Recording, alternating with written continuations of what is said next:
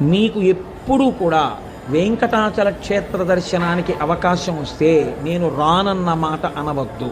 రానంటారేమో అన్న అనుమానం ఉంటే వెంకటాచలం రమ్మని అడగవద్దు. అలా వెంకటేశ్వర స్వామి వారికి రాత్రి దండలు ఒకలా వేస్తే తెల్లవారేటప్పటికి ఒకలా మారిపోయింది. ఎవరు చేస్తున్నారని ఒక రోజున అనుమానం వచ్చి ఒక మహంత్ గుడిలో నక్కి పడుకున్నాడు చూద్దామని. అర్ధరాత్రి అయ్యేటప్పటికీ అయ్యవారి పాలపీఠం దగ్గర రాయి తొలగి తేజోరూపంలో తరిగొండ వెంగమాంబ గారు వచ్చి హారాలు సరిచేస్తుంటే చూసి మూర్చిపోయాడు. ఇప్పటికీ తేజోరూపులై ఆనందనిలయంలోకి వెళ్ళి ఈశ్వరుణ్ణి సేవిస్తారు.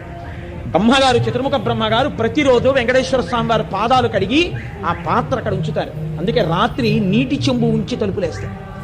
ఆ శేషాన్ని సుప్రభాతానికి వెళ్ళిన వాళ్ళకి దర్శనమిస్తారు. అంతటి మహానుభావుడు వెంకటరమణుడు. వెంకటరమణుడంటే వెంకటరమణుడే. ఒకరా ఇద్దరా, ఎంతమందితో అనుబంధం. వారం రోజులు కాదు, కొన్ని నెలల పాటు వెంకటరమణుడు